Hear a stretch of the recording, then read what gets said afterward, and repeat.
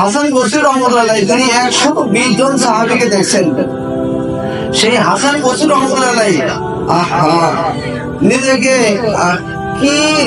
কি মনে করতেন, উনি এক পর্যায়ে দোয়ার মধ্যে বলেন, আল্লাহ আপনার জান্নাতে তো বড় বড় মানুষরা তারা জান্নাতে যাবে, আল্লাহ ওই যে জাহান্নাম থেকে শেষ পর্যায়ে যাকে আপনি জাহান্নাম থেকে মুক্তি দিয়ে আপনি জান্নাতে দিবেন, আল্লাহ হাসান বসরিকে সেই পর্যায়ে হইলেও আপনি কবুল করে নেন। ওনারা নিজেকে কি মনে করতেন, আজকে আমরা সেই সবরকে ভুলে গেছি। আমরা সেই আসল সবর ভুলে যাই, আমরা নিজেদের ব্যক্তিগত নিয়ে নানা হেসরা করতেছি। আল্লাহ আমাদের পূজার তৌফিক দান করেন, আল্লাহ আমাদেরকে মাফ করে দেন।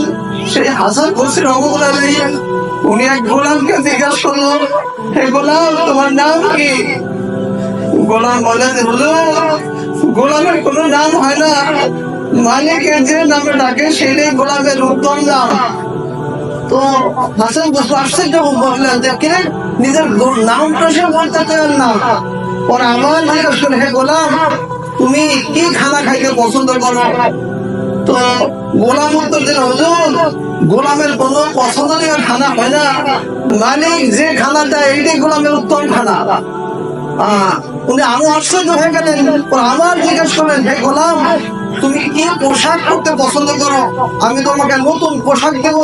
তো গোলাম বলে, হুজুর গোলামের কোনো পছন্দনীয় পোশাক হয় না, মালিকে যে পোশাক দেয় ওইটাই গোলামের উত্তম পোশাক। এই কথা শোনার পরে হাসান বসরি রহমতুল্লাহ এক চিৎকার দিয়ে বেহুশ হয়ে পড়ে গেছেন।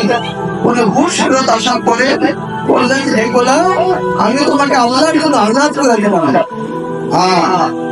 তো গোলাম খুশিতে বলতেছিল, হুজুর আজকে আপনি আমাকে আজাদ করে দিলেন, কি মাকসাদে কি কারণে আজাদ করলেন?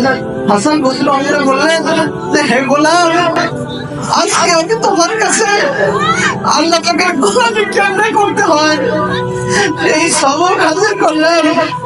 আজকে আমরা নামের গোলাই দেখাই, আমার নামের মধ্যে হাফেজ মৌলানা মুফতি মুহাদ্দিস শাইখুল হাদিস মুহতামিম মুহাদ্দিস সবকিছু লিখতে হয়। এটা আমার একটা ব্যক্তিত্ব, যদি দুই একটা নাম নকল শুনে যায় আমি অস্থির হয়ে যাই।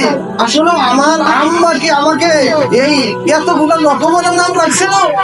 আমাকে যদি কেউ জিজ্ঞাসা করে, হুজুর আপনার নাম কি, আমাকে বলা উচিত আমার নাম হাবিবুল্লাহ, আমার আব্বা আম্মা হাবিবুল্লাহ রাখছেন।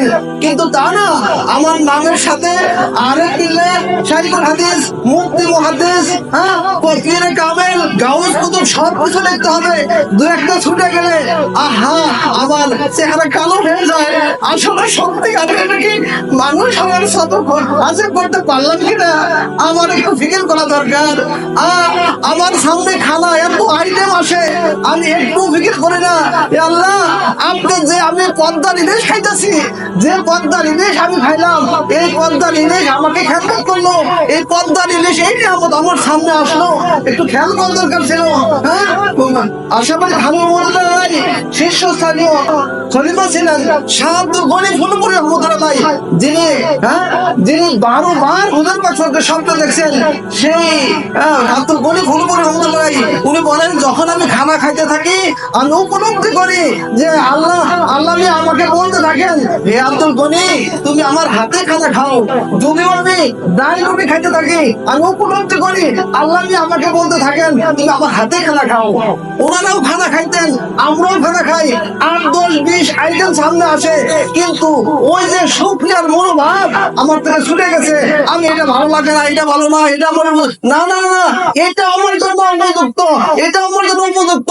আল্লাহ পাক দয়া করে এহসান করে এই গরুর গোশত, খাসির গোশত, বিভিন্ন জিনিস আমাকে দিলেন।